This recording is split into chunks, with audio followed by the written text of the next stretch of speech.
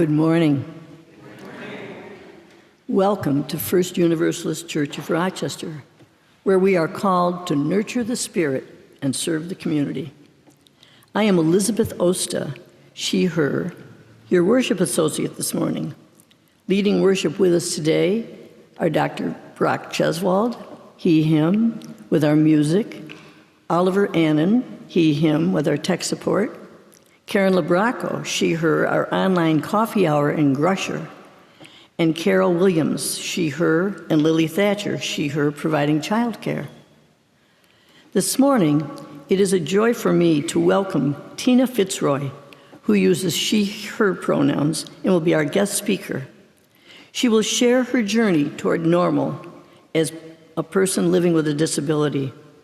A graduate of Geneseo State University with a career as a family informational specialist at BOCES I, Teena has been an advocate for people with disabilities since childhood. As a mother of 3 and grandmother of 6, she continues to find great stories to share on her way. Teena, we're delighted to welcome you. And I'm delighted, as I was thinking about Teena being here, that she can meet all of you. This is such a thrill. Thank you. We have a visitor forum that can be found in the chat for our folks online and can be accessed by scanning a QR code in your pews or on the back of your order of service. Please fill out this form so we can offer you a welcome beyond this worship service. Before we take a moment to turn to our neighbor, let us take a moment to turn towards the camera, which is up in the picture above Hope, and greet our online worshiping committee. Please, community, please offer a wave. If you are online, please pop into the chat to offer a greeting. And online community, please wait to share your joys and sorrows until later in the service so they'll be visible to those here in the community, in the sanctuary. If you are here at First Universalist, let us take a moment now in the service to turn to our neighbor and offer a greeting.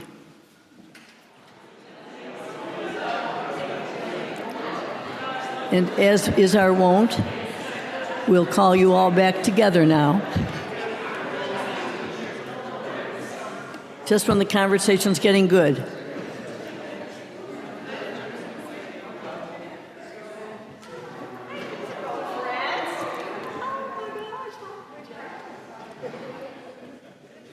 Please join us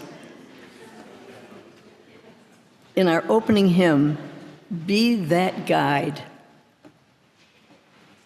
number 124, and it'll be on your screen as well.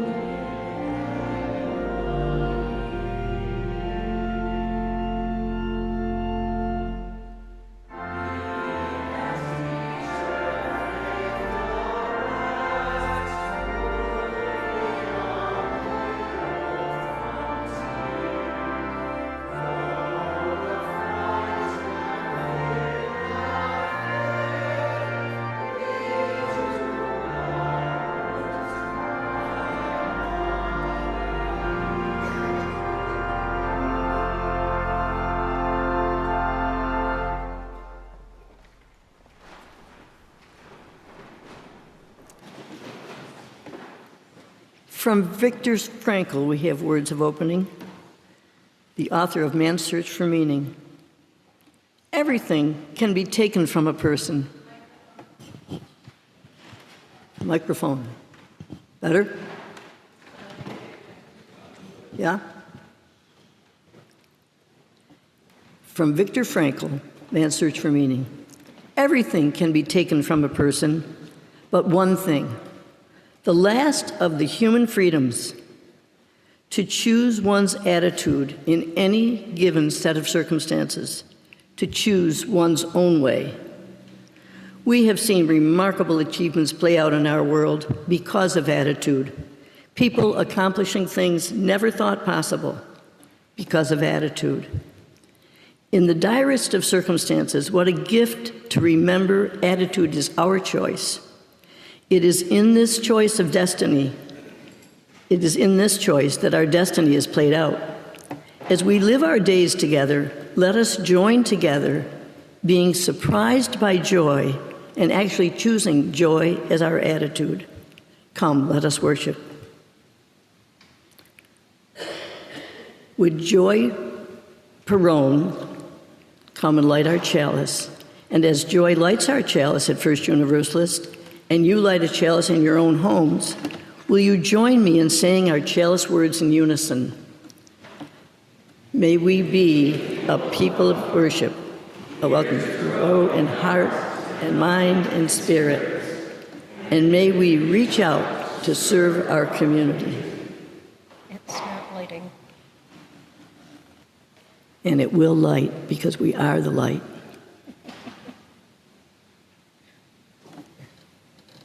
What am I doing wrong? Slide that thing forward like a good Catholic. I did. See, There's no wick in it. ah, that's us.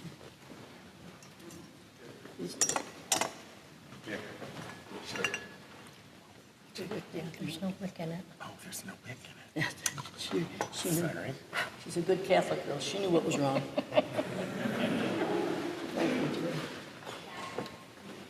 How's that for asking her for the first time to do it and we leave her with no wick? Well, please rise in body or in spirit and join me in the affirmation of faith, followed by our sung doxology offering. Love is the doctrine of this church. The quest for truth is its sacrament, and service is its prayer. To dwell together in peace, to seek knowledge and freedom, to serve humanity in fellowship, to the end that all souls shall grow into harmony with the source and meaning of life. Thus do we covenant with each other and with all.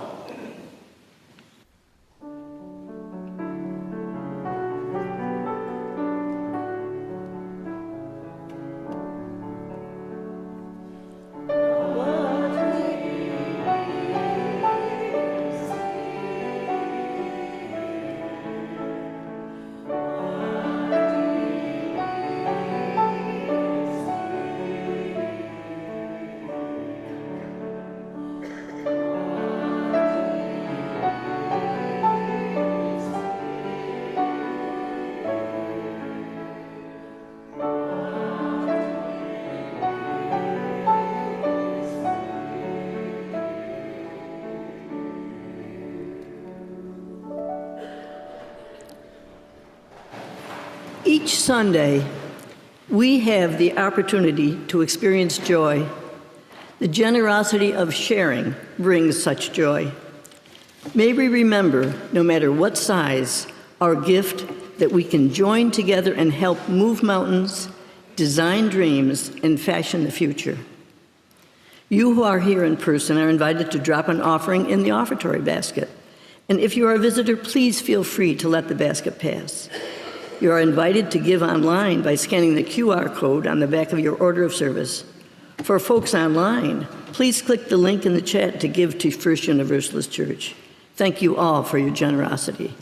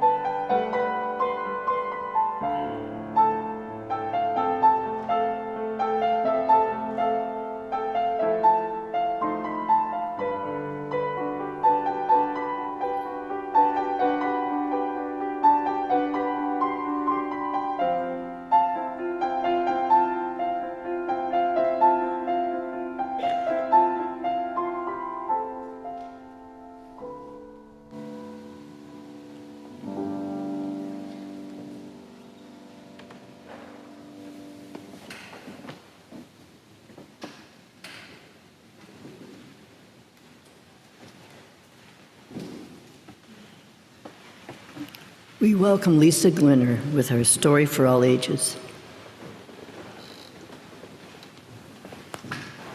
Good morning, I'm Lisa Glinner. If there are any kids who would like to come up closer, please feel free, or young at heart. Am I echoey? Sounds echoey to me. Help, Oliver, thank you. This is a story called You're So Amazing. Being singled out doesn't always feel amazing. And it's by James and Lucy Catchpole, illustrated by Karen George. Oliver, can you turn me down a little bit? Hello? Yay, thank you. And I wanted to mention that James and Lucy Catchpole are literary agents in United Kingdom. They are both disabled. They have two little girls named Mamie and Viola, and their tagline is, "We have more children than working legs." So I just love that. Joe knew some amazing games. So did his friend Simone. And their favorite game was Dr. Crockchops versus Senior Sharkface Pirate Grudge Fight. Surrender, never. Amazing, said a kid. I think she means you, said Simone. Yup, said Joe. And that was that. Goodbye, game. Adios, Senor Sharkface. Joe was amazing. He knew he was amazing because everyone kept telling him he was amazing. He was amazing when he hung on the monkey bars with Yuto and Mamie and her sister Viola. Hang in there, kid, amazing. Joe was even amazing when he was doing ordinary things, like waiting in line for ice cream. You go, buddy. Or eating ice cream. So brave. Or just scratching his bottom. That kid is inspiring. People need to relax, said Simone. I know, said Joe. Joe thought Simone was pretty amazing. Simone ran fast and jumped high. Wow, said Joe. Wow, said another kid, you're amazing. But he said it to Joe.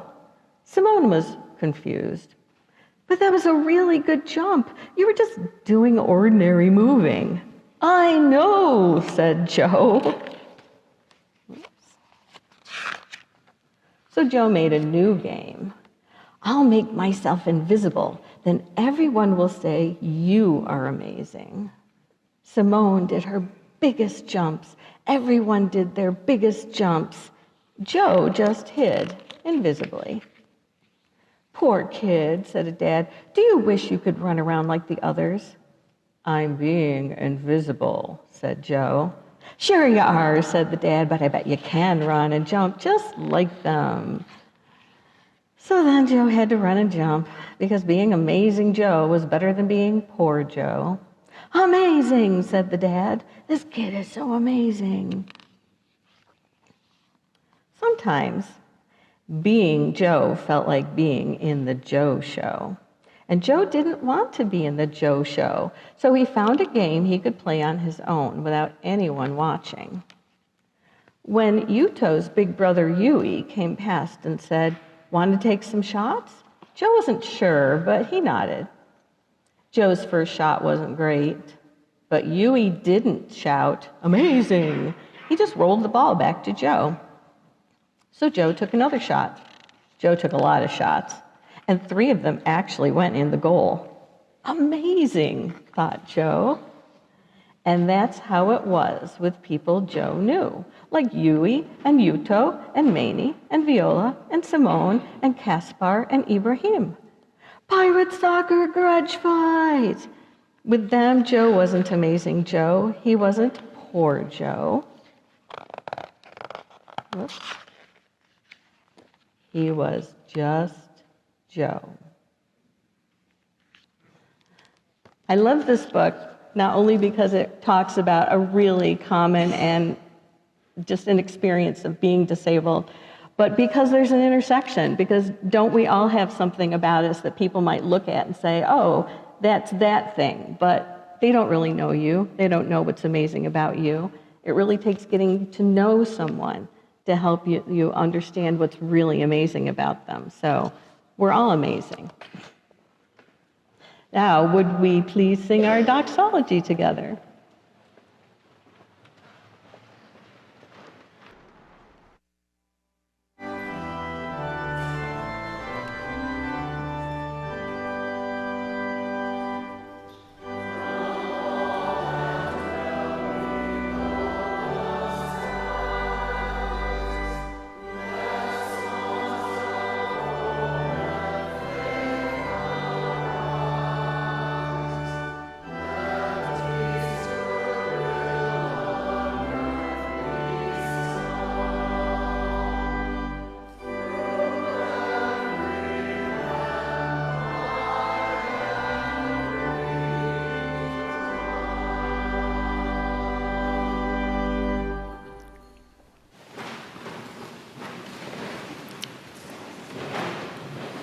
I invite you now into a reverent time of sharing the joys and sorrows of our gathered community. If you would like to, you can place your hand over your heart to be able to listen from this heart-centered place. As Tom Williams places stones into a bowl, I will read aloud the joys and sorrows of our gathered community. All online are also invited to share your joys and sorrows in the chat.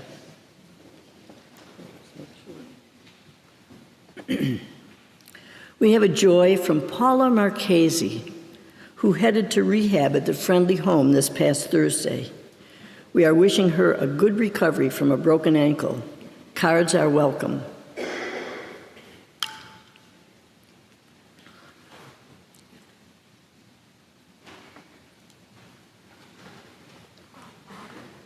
And joys from our online group. Such a joy from Jean Ott to be able to join you all via Zoom when overslept my alarm. I get that. From Susan Reedy, a joy that our friend had a successful surgery.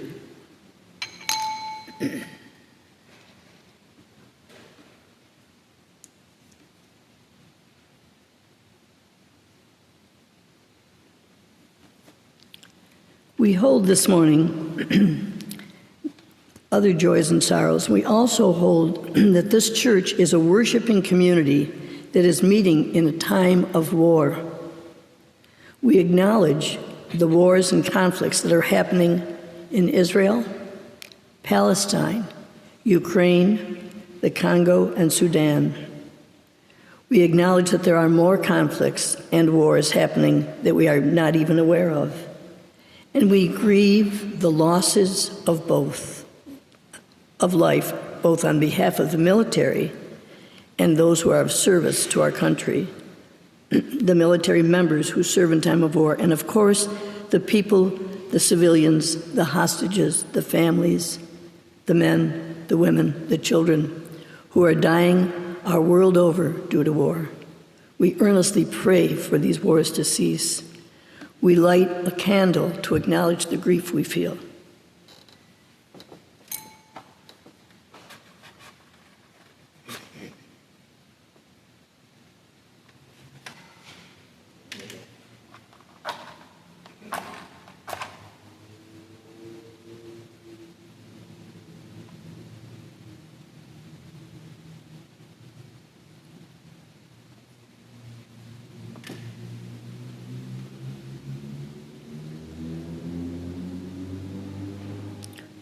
We light the white candle to acknowledge the grief we feel in this sanctuary and wherever we are worshiping from. May we hold the grief of those across the world living with immense loss, displacement, poverty, and atrocity. Let us be connected by that grief. We light a yellow candle to acknowledge the joy, the resilience, the tenacity found in life that still makes life worth living. We know that there are ways people who are at war are still finding ways to survive and hopefully still finding glimpses of joy. Let us be connected by this life force to those living through the direct impact and loss while at war in their homes, backyards and country.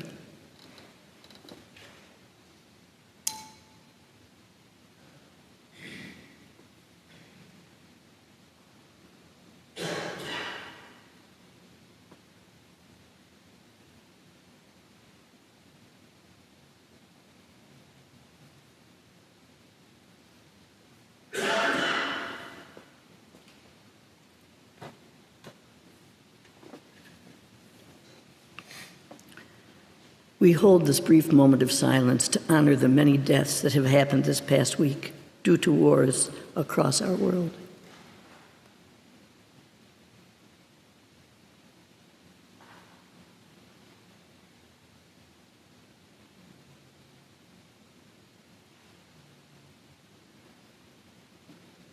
And we drop one final stone into the bowl to represent all the joys and sorrows left unspoken in the silent sanctuaries of our heart. May we all be held in the heart of love.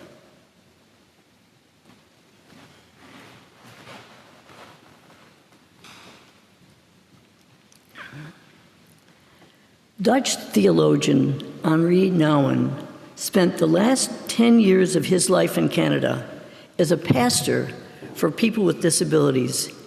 He says of his time there, "The first thing that struck me when I came to live in a house was that the liking and disliking of me had absolutely nothing to do with the many useful things that I had done until then. My 20 years at Notre Dame, Yale, Harvard did not provide a significant introduction. The experience was and is in many ways still the most important experience of my life because it forced me to recover and rediscover my true identity. The people in this house forced me to let go of my relevant self, the self that can do things, show things, prove things, build things, and forced me to reclaim that unadorned self in which I am completely vulnerable, open to receive and give regardless of any accomplishments." Let us share in some silence together.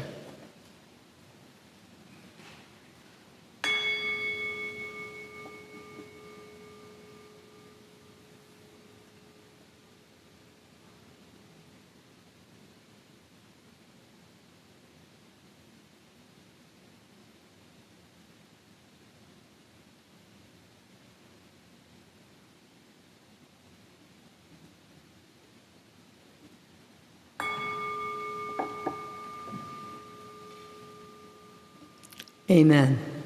Blessed be, may it be so. Our hymn of contemplation, What Wondrous Love.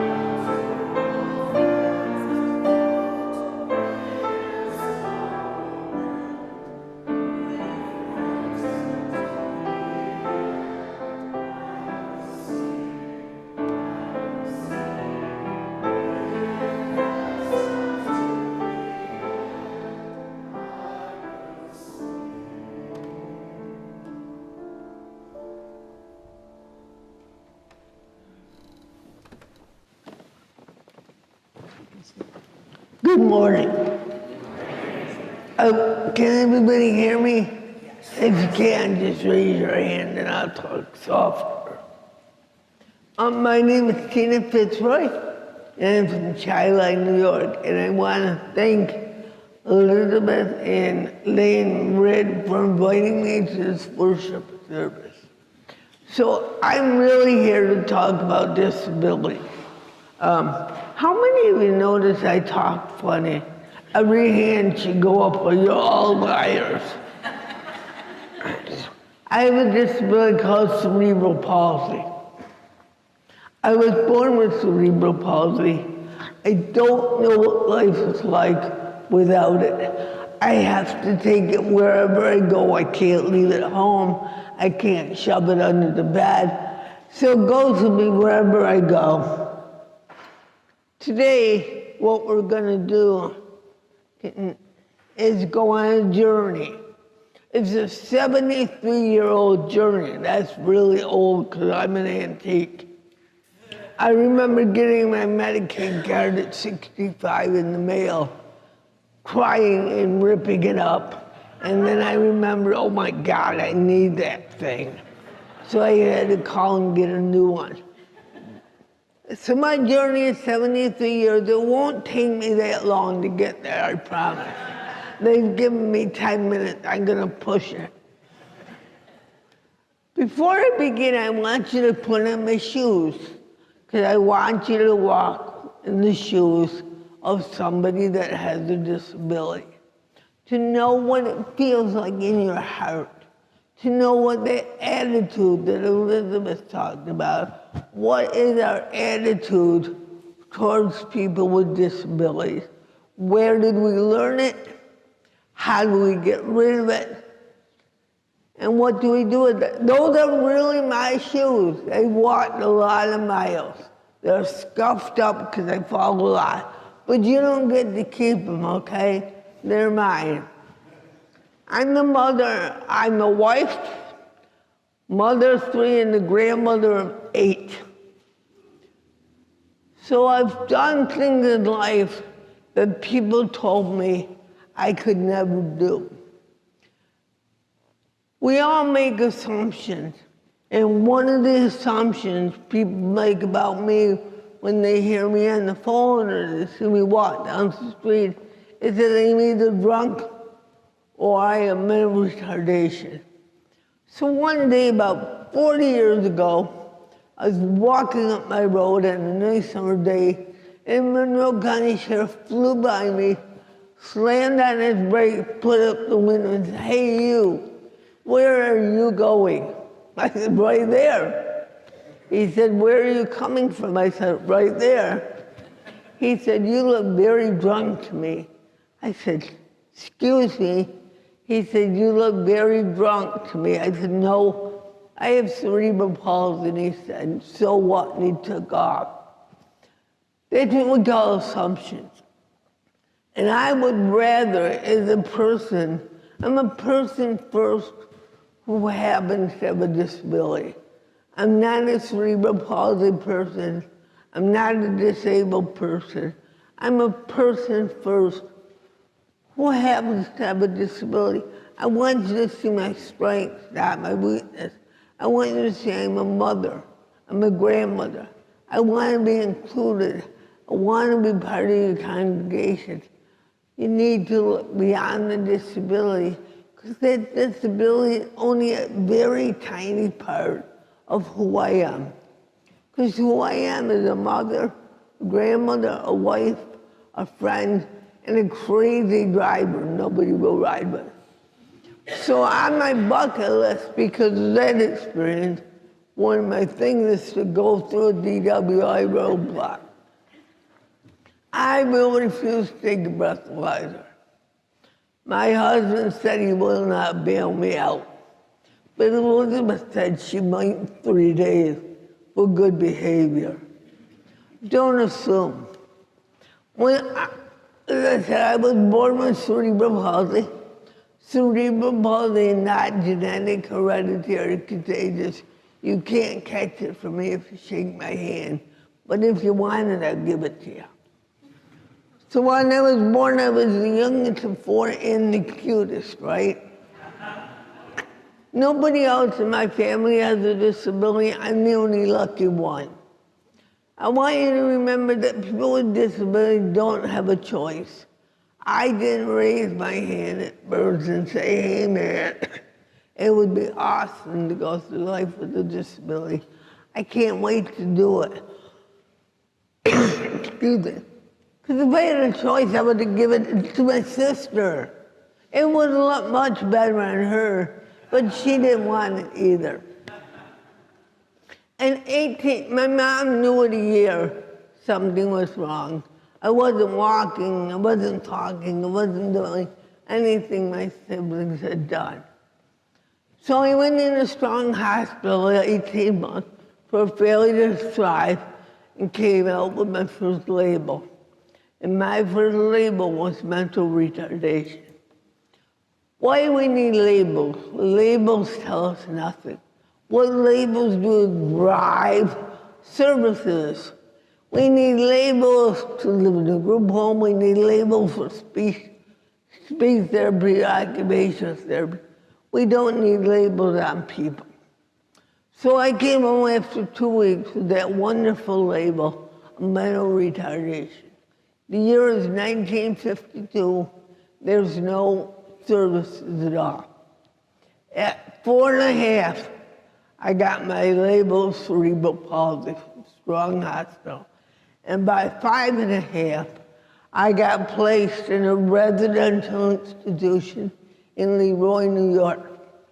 That's where I learned to become a self-advocate and a brat. And I had it down pat. First thing they said was all the kids had to wear a helmet. I hate helmets. I hate anything on my head. But 5-year-olds don't listen to staff when I said I don't want to wear it. So I had to take matters in my own hand. And I threw it, all right, put it under my bed. One day I decided to flush it down the toilet. And they said, okay, you win, you don't have to wear that helmet anymore. And I learned when I was 5 and a half, if I was stubborn and persistent and a brat, I could get whatever I wanted. And it still works today. So I spent 10 months there. Then they had the Christmas play, and they thought they'd make me an angel. I was still cute, but no angel. 10 months later, they threw me out. My mission was accomplished. I got thrown out of my first school when I was 6. How many of you can say that? That summer, my mom became my hero. What she said was I was going to go to regular school in Geneseo, New York, just like my siblings. What they said, no, she can't come here. My mom said, get ready, she's coming. And they said, nope. All that summer, my mom said, get ready, she's coming. And in 1957, I was the first kid with a disability to ever go to school in Geneseo, New York. Excuse me. What Geneseo did was they went into denial. So they never talked about the disability. So I never got any services for 12 years. School was very hard for me. I couldn't write. I couldn't keep up on testing. I couldn't do anything. By 3rd grade, all the bullying started. And my hero would go to school, and the bullying continued, and I never got invited to birthday parties. Sat alone in the cafeteria, cried on my way home from school, because I really wanted to be normal. I heard that word normal. So my dream and my hope for 20 years was to be normal. When you're 7, the way you learn to become normal is you learn to ride a bike. So my mom bought me bikes and Band-Aids because they go hand in hand. And it was a nice, warm summer day.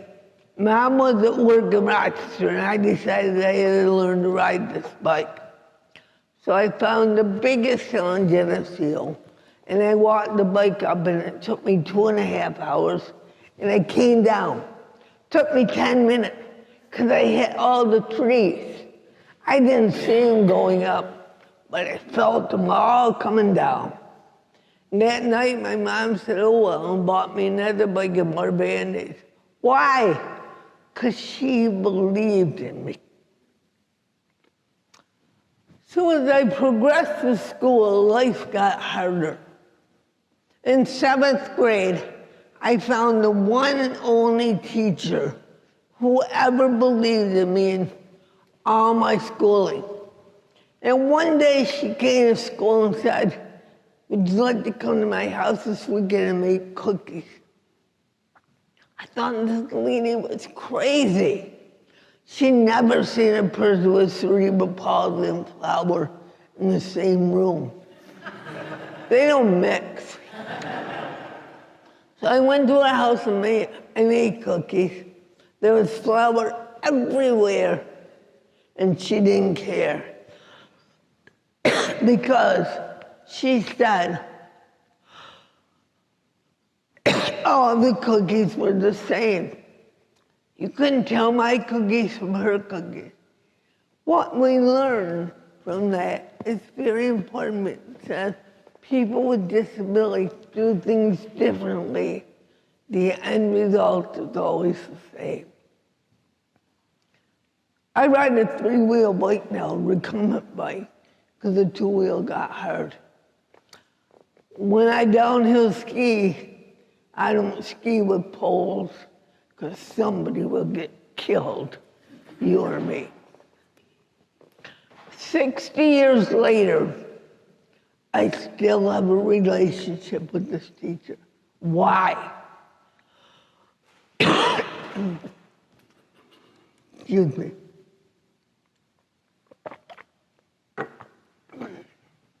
Because she saw my ability, not my disability. We need to look at abilities, not disability. We need to change our attitudes.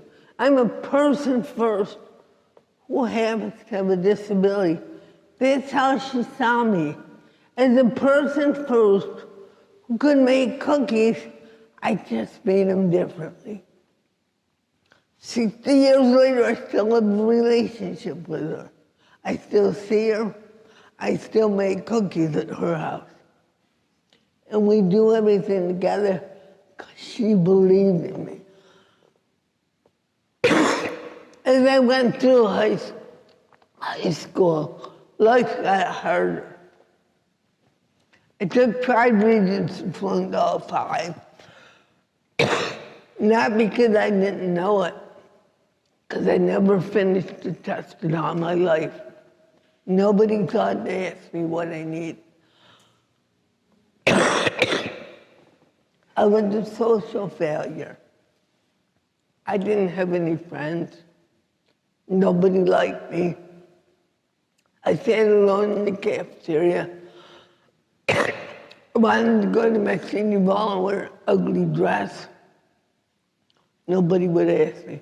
My sister got sick to those ugly dresses.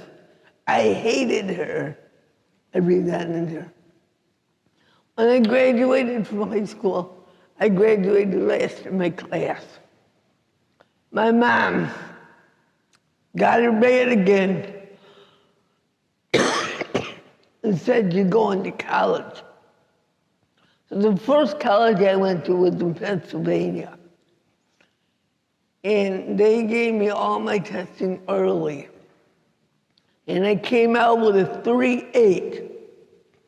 I got to be in religion. What did the Jewish girl know at a Baptist college? Nothing. I then went to Geneseo State to be a preschool teacher. After a year, they would not give me a teaching degree. They said my speech is too poor. It would have a negative impact on parents and bad for the children. So I quit school. Next year, two things happened. I got my driver's license and I started dating. 5 driving tests later, I won. I got a license. Took me a while, stubborn, yes. So then I said, okay, you better read Family Circle and get married. So I married the first jackass that asked me.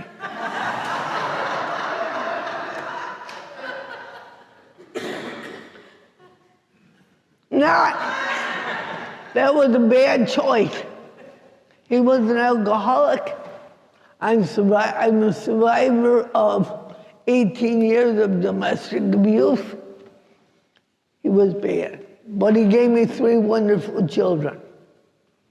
As an adult, I've been an advocate in Rochester for 30 years, helping families get the right education for their children with disabilities.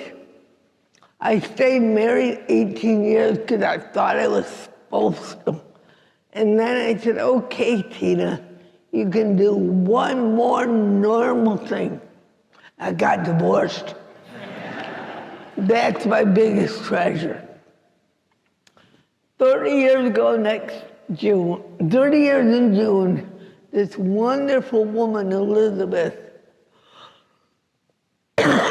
introduced me to my husband, Tom. Tom and I will be married 25 years in July. Tom believes in me. He believes in my abilities. He doesn't see the disability. He's a wonderful husband, a great friend, and a good stepfather. After I graduated, I went back to Geneseo State, and I graduated in 1974 with a degree in sociology. They qualified you to do nothing. But my first job out of there was driving an ice cream truck, because you need a sociology degree to drive an ice cream truck.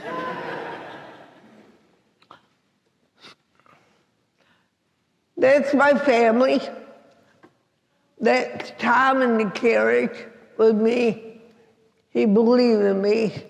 Down in the lower corner is my 3 children, Aaron, Meg, and Emily. They all see me as mom. They don't see the disability. I'm just mom. Because I think part of life, everybody's life, is putting your puzzle together. So I remember being young and thinking, how am I going to get this puzzle together? It's really 1,000 pieces. It's too hard. And then I had my children and my grandchildren. And then after 50 years, guess what happened? My puzzle all came together. 50 years it took me, but I did it. In the middle is my extended, all my family, nieces, nephews. You know what? They don't see the disability. They just see Teena. I remember when I had my son Aaron, they would not let me have him alone in the hospital. I had to have an adult in the room. They were afraid I was going to drop him. I think maybe I should, but I didn't. Anyways, my niece just had twins a month ago. And I go into the hospital room, and there's a baby that's 4.5 pounds each. And I'm looking at him. She goes, you want to pick one up? I kind of stop and think, oh my God, she really trusts me. And then it dawned on me, I was her Aunt Teena. I wasn't Aunt Teena with a disability that might drop her baby. I was Aunt Teena. So what we know is that when we change attitudes from negative to positive, people are just people first who happen to have a disability. I'm just a person first who happens to have a disability. I know a lot of people don't mind being called disabled people.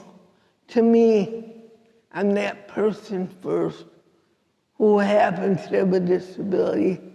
And I have a lot in my life to be grateful for. Is it a struggle? Some days very hard. I have fallen the last 2 days. I've tripped.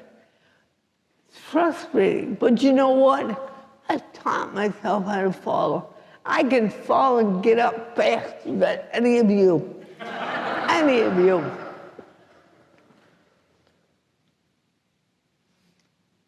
So if it wasn't for the vision of my mother and my teacher, I wouldn't be here today. They believed in me. They saw who I was. The other very important person in my life was my brother, Mark. Mark was my hero. I was home from the institution about 8 months, and Mark moved into my bedroom. I said, what are you doing in here? He said, there's mice in my bedroom. I can't sleep in there. 3 years later, I moved into his bedroom because I wasn't afraid of mice. My brother died when I was 41 years old. And a year later, his wife came to me and said, I got to tell you a story. Remember when your brother came into your room? Yeah, there were mice. No, he came in to protect you, so your mother would never, ever take you back to the institution. He believed in me. People with disability need you to believe in them. They need you to welcome them. They need to be included because they're the same on the inside. I'm different on the outside. I walk different, I talk different. The inside, I got the same heart as all of you. I want love. I want inclusion. I want to be accepted.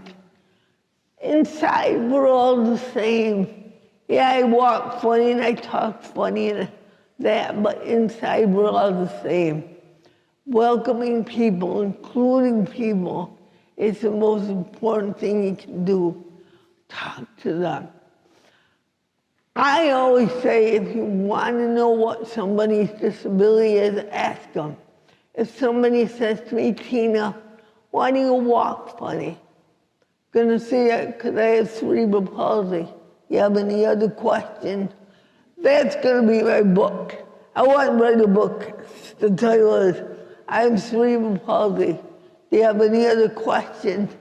I want it to be a kid's book. I've got all the pages up in here. Writing to me is hard. If I owe you a thing, you know, don't go to your mailbox. Okay.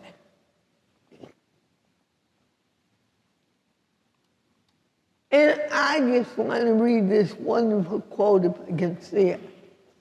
Not a label, not a word. I can't.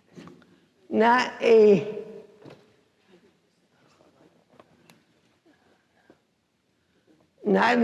derogatory term. Like incurred. Do you have a name? Me too. I'm a mind, a heart, a personality. I'm an equal part of overall. I'm a him or a her, a he or a she. Who am I? I'm simply me, a person, not a disability. I'm going to close there, and I want to thank you for listening, and have a wonderful holiday weekend. Again, thank you, Elizabeth. Thank you for Lane Maureen. Thank you, everybody.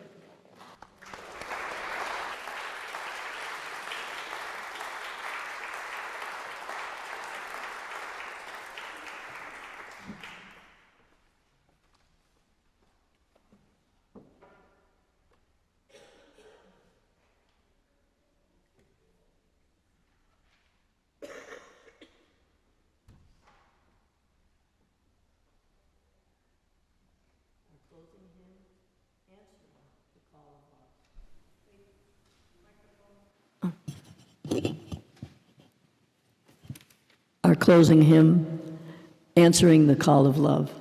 Thanks, Kelly.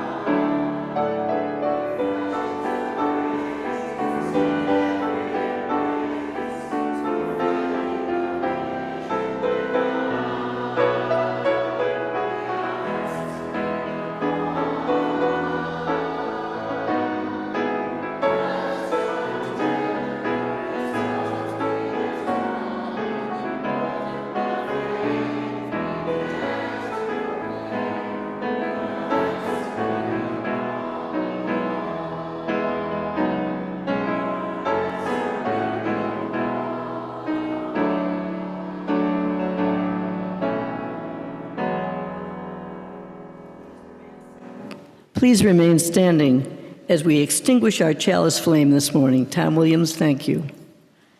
Let us read together the words printed on the screen.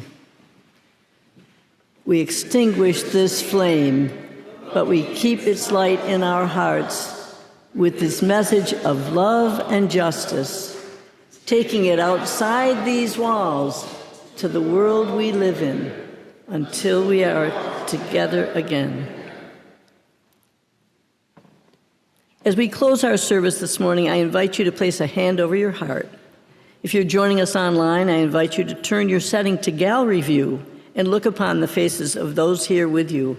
For those in the room, take a moment to look around at those who are here with us today. For the God who walks on wounded feet and heals with wounded hands, for the God who stands beside us wounded, all-knowing and all-loving, for the God of imperfection, we go into our world, an imperfect world, to reflect God's perfect love, and in so doing, claim what it is to be truly human. And we thank Teena for her message this morning. May it be so. And let the people of the church say, amen. And please join us for the coffee hour down these stairs and to the lounge. Thank you for being here and being imperfectly lovely people.